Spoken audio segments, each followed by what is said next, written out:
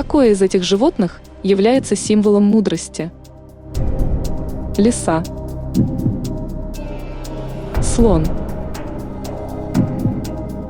сова, карлито.